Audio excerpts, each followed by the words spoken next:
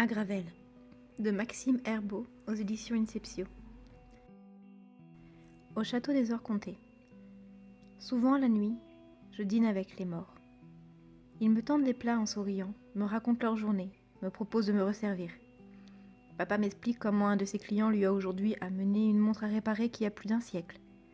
Maman n'est pas sûre de terminer à temps la veste du costume qu'elle doit livrer vendredi. Ils me demandent comment s'est passée ma journée à l'école. Ils ne savent pas que je ne vais plus à l'école depuis bientôt 62 ans. Et ils ne savent pas qu'ils sont morts. Ils me tendent les plats et me parlent comme si nous étions hier. Comme si aujourd'hui ne devait jamais exister. Quelquefois, je dîne avec mon vieil ami Luron, dans un de nos restaurants préférés quelque part en ville. Cette ville où je ne vis plus. Et j'écoute ces blagues à dormir debout qui m'ont tant fait rire autrefois, et qui m'ont tant manqué. Lui non plus ne sait pas. Tout en leur répondant, je m'efforce de faire bonne figure.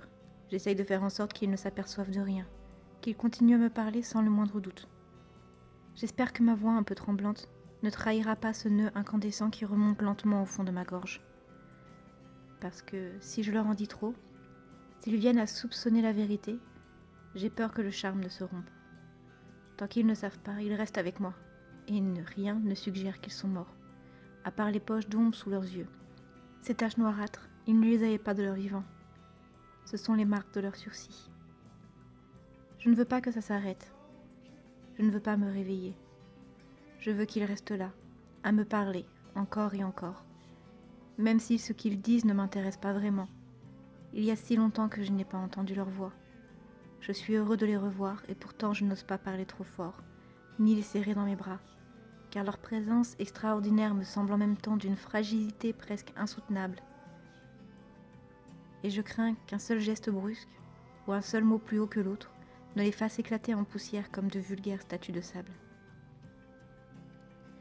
À mesure que la nuit passe, leur voix faiblit, leur silence se prolonge, et la noirceur sous leurs yeux se dilate jusqu'à envahir tout leur visage.